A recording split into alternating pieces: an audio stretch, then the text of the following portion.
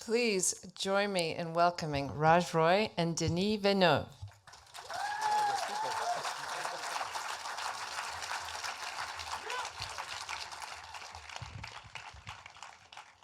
Good evening. Hi, Denis. Hi Hello, again. Raj. How are you? I'm good. Welcome to the Billy Wilder Theater at the Hammer. It's great to have you here as part of this project. We've actually had the pleasure of working together once already in this same series, in the New York iteration. But I first saw this film with the lucky few in Venice, which seems like a lifetime ago in a way. And I actually got to see it twice there and saw it in IMAX after that. This is a film that really you should see multiple times. How many people had seen this film prior to this evening? Oh, yeah. So we got some fans here. But thanks for coming back and thanks for watching it on the big screen again. Thank you. That means a lot. Thank you.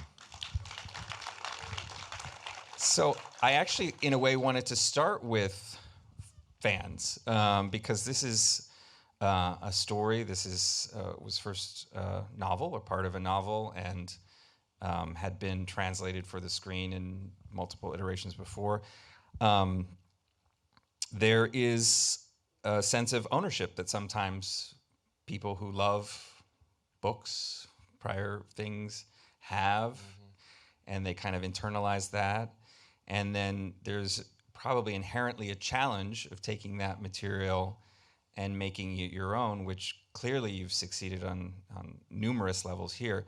But I want to kind of go back. I've heard you talk about the origins of your adaptation of this story, which starts way, way, way before this picture was realized, right? Like when you were quite young, you were already thinking about this. Yeah, I read the book when I was 13 years old, and back then it was a very visceral reading.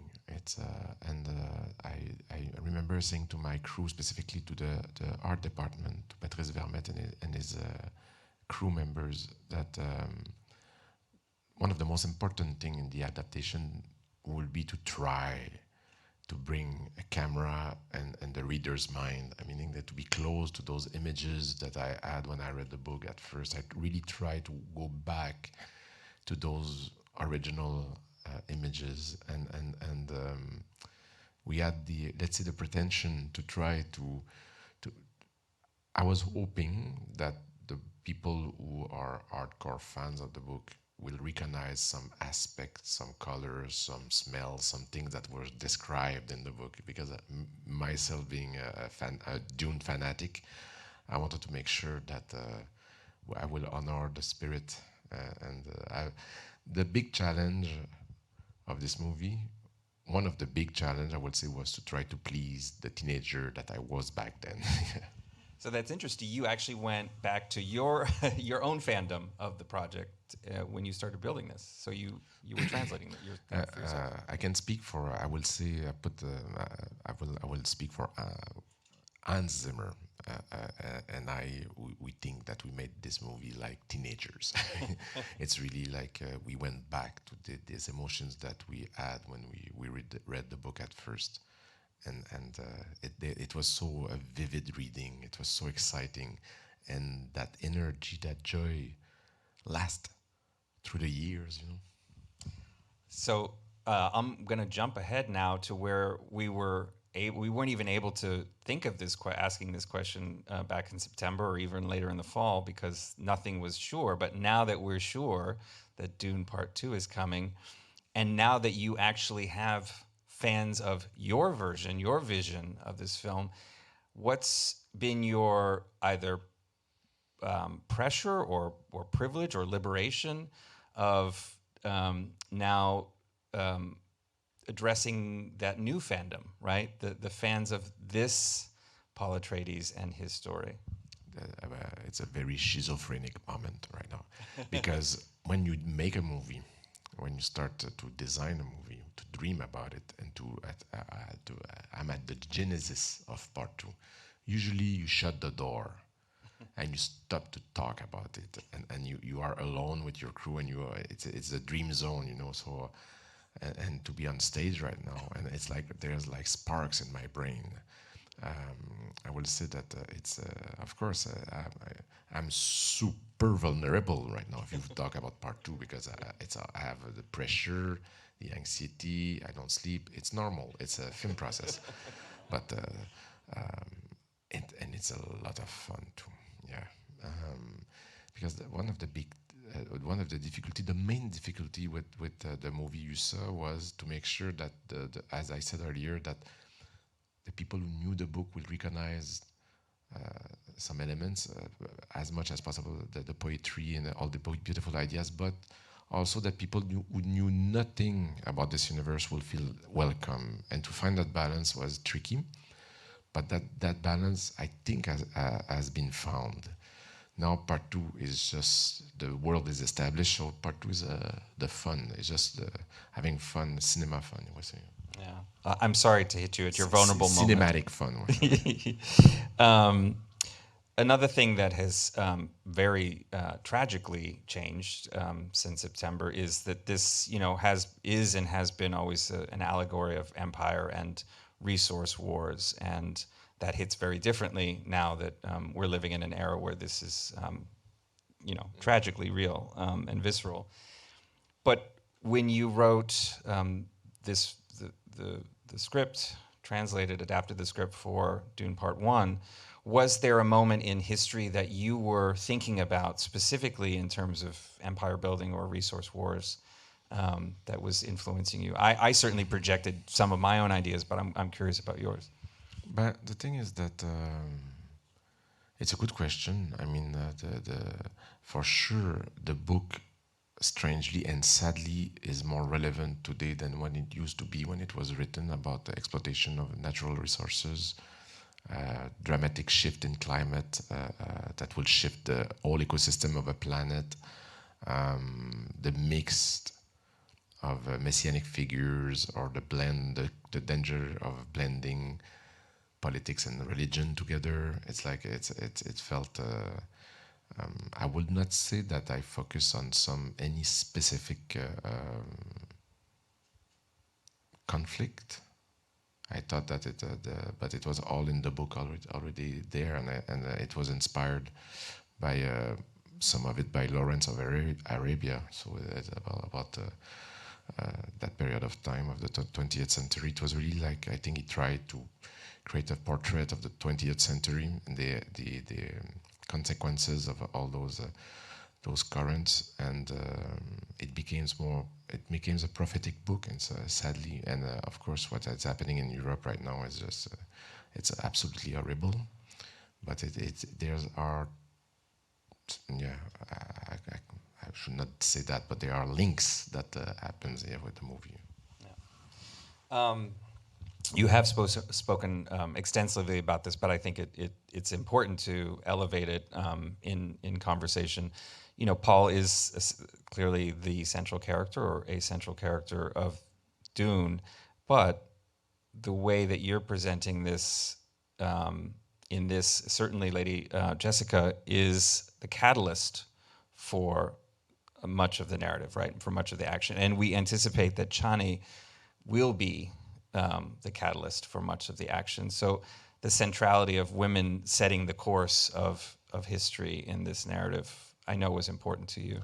Yeah, and I think it was important for Frank Herbert too. I mean, it's like a lot of the book was inspired by his wife, actually, by the way is a man that it's a very masculine book, but there were important seeds of feminism in the book that really touched me at the time because of my education, and that's where the screenwriter Eric Roth and John Speth and I we focused on that aspect. I will say that for me and for Eric, the relationship between Paul and Lady Jessica was at the foundation of the story, and was the key in the way we opened the door of this adaptation. Lady Jessica is at the epicenter of the story. All the story unfold because of her, and she's by far, for me, the most interesting character in some ways. I mean, by her ambiguity, by all the pressure she has, she's caught between tectonic plates. It's like really like a character that's is a survivor, and beautiful character. So yeah. So, since there are so many fans here, I think we're happy to take a couple of fan or audience questions. So get them ready. I'll ask one more. Non-fans are welcome too. Yeah, non-fans If you are. didn't like the movie, it's time to say. No rants against. But as we're getting set up for that, so you are again. I'm going to take you back to what you're actually working on now for part 2, but.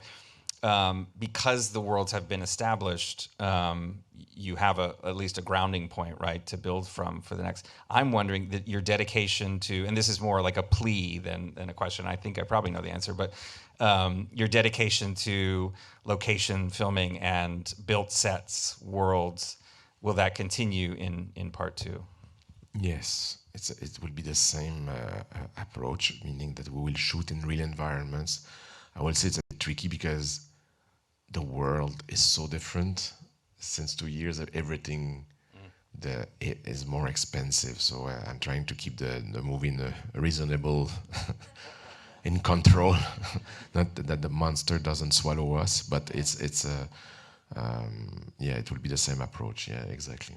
And going back in the desert. Yeah. That's great. So I see we have some.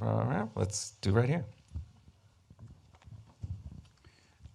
Thank you very much for being here tonight. As a filmmaker, I'm a big fan of all of your films, whether it was your interpretation of Blade Runner or Prisoners or Incendies. But with this film, could you talk a little bit about your color wheel for all the different worlds that you brought into, whether it was kind of chromatic or reds in creating those planetary systems? I apologize. There's one word that I didn't understand. You said if I can talk about what specifically? The chrome. Color wheel, the different colors. Oh, the colors. Yeah, that's a very good question. Thank you. I will say that the overall the tone is very monochromatic. I think it comes from a will to create a familiarity with the environment. There was first this idea that Arrakis, the planet, should feel familiar, close to us. So we will feel the impact.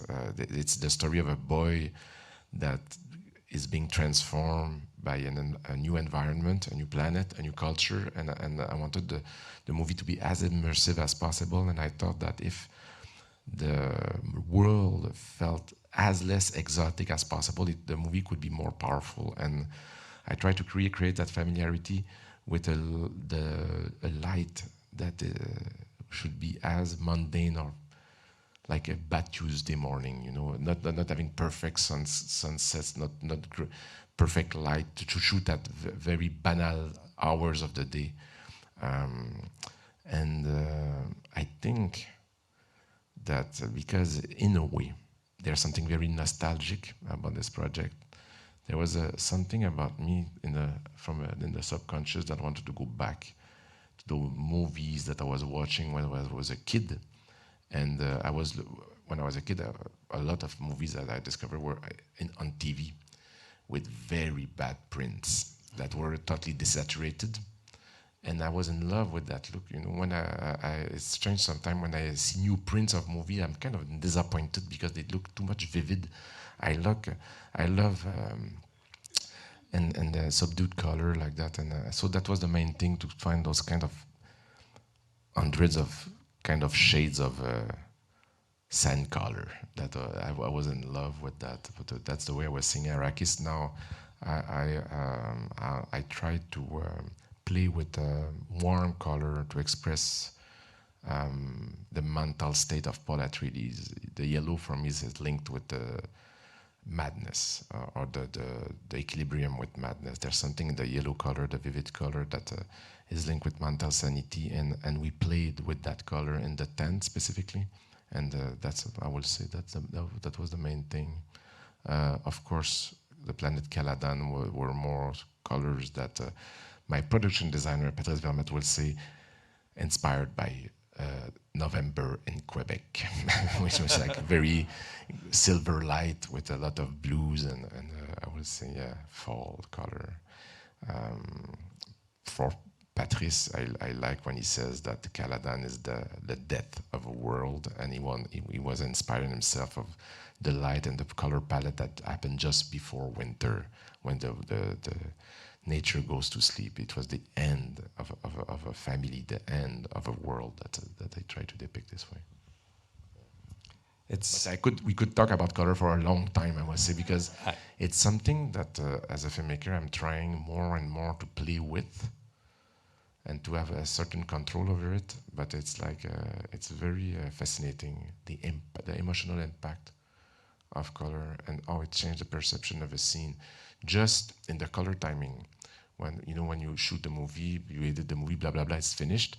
There's a very important moment where you sit with a color timer, and the person will, with you, work on the contrast, on the density of colors, and I'm always fascinated how it has a huge impact on how you perceive a scene. I remember doing a movie in black and white once, many years ago, about a school massacre, and when we were adding too much contrast, the movie was less warm and less human, and it was like really, it's very impressive how. So this is why when people are watching movies on bad TVs, sorry. Sorry. Yeah, no, I love your story of reminiscing about watching movies and appreciating the way that you first saw them on television. I once worked on a Fassbinder show, and we had brand new restorations of his films that were originally shown on German television. But of course, when they were first shown on German television, everybody saw them in black and white. So people were shocked that he made these deeply rich colored films, right? That's for me, The Exorcist. I always thought it was a black and white movie because I saw a glimpse of it in black and white. It's like, yeah. Anyway. And it's also very generous of you to stake claim to the mundane hours of the film, so Chloe Zhao can just have the golden hour all to herself. Yes. Question on that side? Yeah, there's a gentleman there on the edge with his hand up, waving. Yep. What was the thought process behind doing the internal monologue that's in the book? Sorry, I didn't. The general monologue? Is that where you're... The internal monologue, yeah. Why not? Yes. The internal monologues. For those who knows the book, it's a book that where you have access to the thought process of all the characters, most of the characters, and it's a very paranoid book when everybody are always doubting about everybody, and you feel the calculation, and it's all about surviving, and we decide at first that we will not follow that, we will not hear voiceovers. So I will rely the way we wrote the scenes were to make sure that the meaning will be conveyed by acting, and that you could have access to you could guess where the people, the characters are in their mental state or their calculation by the acting. But also I brought this idea of which is in the kind of the book, the hand signal.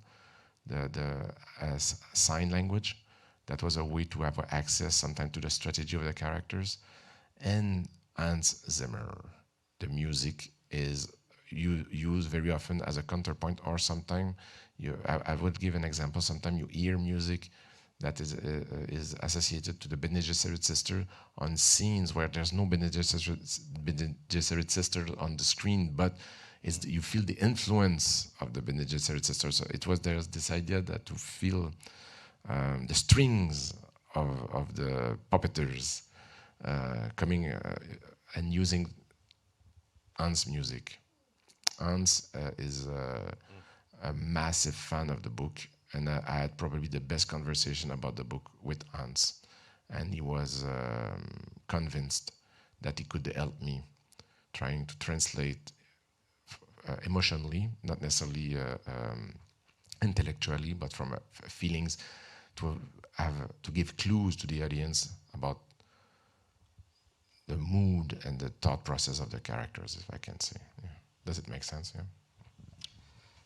So my last question it's a bit of a selfish one, but it hopefully will be a bridge from this story to what's coming next. We lose a lot of really great characters in this film, right? They die. Leo Atreides, Duncan Idaho, Led Keynes. But Dune is a planet of dreams, and of visions. Is it possible that Paul maybe dreamed that they're gone and they're not really gone, or maybe they come back in some sort of other dream? But the thing is that if you did you ever read the book? Because in the book there are some comebacks, but but yes, you will see. You will see. You will see. It's not a no. But I'm not sure that I will bring back Oscar Isaac. Oh, We come talked on. about that That's earlier. the one I want. Thank you, Denis. It was a Congratulations pleasure. on Thank you everything. very much. Denis Villeneuve. Thank you very much.